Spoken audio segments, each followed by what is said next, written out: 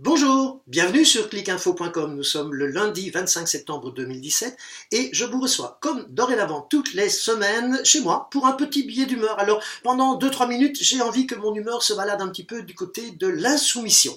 Vous l'aurez compris, j'ai envie de vous parler ce lundi de Jean-Luc Mélenchon et de sa France insoumise. Alors pourquoi? Eh bien tout simplement parce qu'on nous a bassiné pendant une semaine non-stop avec la France insoumise, avec Jean-Luc Mélenchon, ses appels à la révolution, ses appels à se battre contre le coup d'état social du président Emmanuel Macron, et il l'avait appelé, souvenez-vous-en, à une déferlante populaire samedi dans la capitale.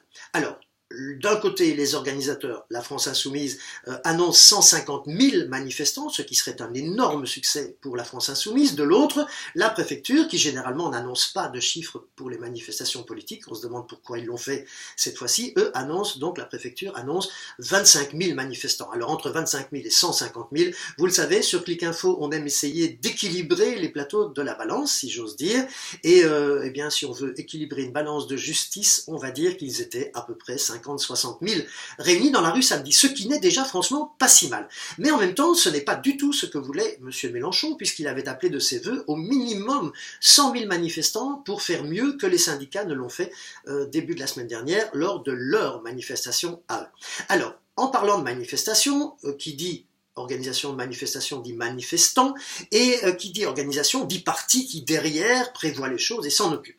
Alors j'ai tout de même été très étonné par une chose que j'ai vue samedi et qui m'a un petit peu interpellé, c'est que d'habitude, il me semble que lorsqu'on veut manifester, on prépare ses banderoles à la maison, on les fait d'ailleurs en famille, ce qui peut être assez amusant pour les gens qui sont d'esprit manifestant, ou insoumis, pourquoi pas, et on amène ses banderoles. Alors ici, c'était pas du tout le cas. Ce qui s'est passé, c'est que le parti de la France Insoumise a préparé des milliers de pancartes, de banderoles, etc., de fanions sur lesquels étaient rédigées des phrases qui demandaient des choses, donc on appelle ça des revendications, voilà, je cherchais mes mots, et eh bien les manifestants arrivaient depuis leur bus, arrivaient devant une espèce de stand où on allait chercher les banderoles et les fanions, et là ils regardaient un petit peu ce qui était écrit sur les unes et les autres, décidaient de choisir leur bannière et partaient manifester en se disant « Ah oui, cette phrase-là, tiens, ça me correspond bien, je vais donc prendre celle-là ». Voilà, ça m'a un petit peu frappé.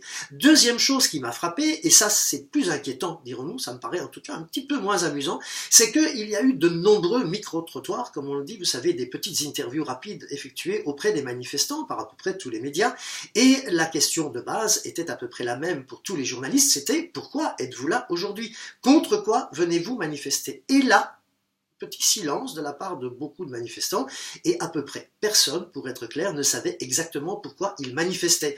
On dirait que pas grand nombre de gens avaient lu les fameuses ordonnances qui, vous le savez, ont changé, puisque c'est signé et paru au journal officiel, donc ont changé les règles et les lois du Code du travail, et manifestement, eh bien, on était là uniquement parce que l'appel de M. Mélenchon avait fait son effet, et donc on avait répondu davantage à M. Mélenchon qu'à une colère.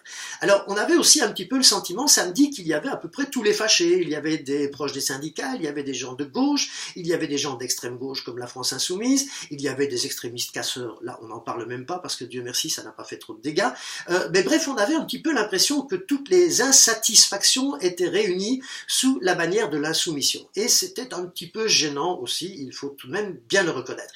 Et puis est arrivé le fameux grand discours de Jean-Luc Mélenchon qui s'est paré de ses couleurs bleu, blanc, rouge de député, donc il a ceint son écharpe et il a fait un grand discours, on se serait cru de retour en 1789, on aurait pu dire qu'il était aussi bon tribun que Danton ou Robespierre à une certaine époque, et ça, il faut lui reconnaître, c'est le meilleur tribun qui existe au cœur de la Ve République à l'heure actuelle. Alors quand il parle, tout le monde l'entend, et quand il met des hologrammes en plus dans d'autres salles, eh bien il multiplie sa voix. Et là, on l'a bien entendu, et si vous l'avez bien noté, mais tout le monde en a parlé hier, pendant toute la journée, il a osé faire un parallèle entre le gouvernement actuel, dirons-nous, et le régime nazi. Alors, ça a pris quelle forme? Eh bien, dans son discours, il a simplement rappelé, là je mets des guillemets parce que au niveau de l'histoire, c'était tout de même pas tout à fait exact, il a en tout cas estimé que la rue avait de très nombreux pouvoirs, qu'elle avait beaucoup de puissance, et il a donc rappelé à sa manière que la rue avait renversé et battu le nazisme. Et là, je trouve que tout de même la comparaison était assez excessive, parce que le nazisme c'était le nazisme, et je rappelle que ce n'est pas la rue qui a renversé Hitler et son régime, mais ce sont bien les armées françaises, belges, alliées, anglaises, américaines, canadiennes, c'est eux qui nous ont sauvés et qui ont renversé le nazisme, et non pas du tout la rue. Si on avait pu manifester contre Hitler sans risquer d'être tué, ça se serait su, et la guerre n'aurait sans doute pas duré autant de temps qu'elle l'a duré. Donc là, ça a été un petit peu trop loin, probablement, dans le langage, mais on est habitué aux excès de langage de Jean-Luc Mélenchon. Alors beaucoup de gens nous disent que c'est du populisme de base. Certes, le populisme, sa définition, c'est de dire à peu près n'importe quoi, de manière à plaire, en tout cas, au maximum de gens. Alors ça, c'est assez facile, on fait des promesses, on ne les tient pas. Rappelez-vous le Brexit, d'autres, Donald Trump, il y en a des exemples tout proches de nous encore dans le temps, et eh bien c'est ça le populisme. Et là, on peut tout de même dire que Jean-Luc Mélenchon manipule le populisme avec une certaine aisance et beaucoup de talent. Ça, c'est tout à fait réel. Mais attention, monsieur le président de la France insoumise, lorsqu'on fait du populisme, on va évidemment très fort se rapprocher d'autres populistes. Alors si vous êtes à l'extrême gauche de l'échiquier politique, il faut tout de même se rappeler qu'à l'extrême droite, il y a le Front National, et que la semaine dernière, vous avez tout de même appelé les fâchés, pas fachos, à venir vous rejoindre pour se battre avec vous. Là, ça s'appelle tout de même draguer très franchement le Front National, ou plutôt ses électeurs, et il est possible que certains, voire même beaucoup de vos électeurs à vous, ne comprennent plus très bien dans quelle position vous vous situez. Alors, crier son insoumission, c'est bien, appeler à la révolution pour un député, c'est peut-être un peu plus gênant, mais le droit de manifester est sacré, le droit de s'opposer est probablement extrêmement sain et certainement très utile.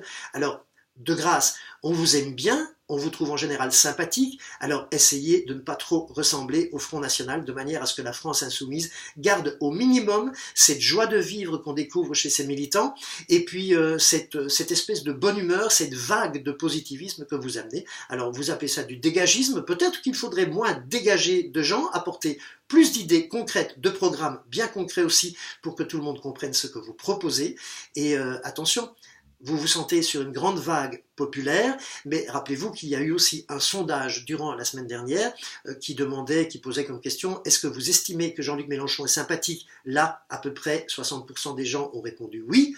Et à la question: est-ce que vous pensez que Jean-Luc Mélenchon ferait un bon président de la République? La réponse était non à 70%, 70%. Alors, continuez à vous insoumettre, continuez à vous faire entendre, mais peut-être que je pourrais vous conseiller juste de crier un tout petit peu moins fort. À lundi.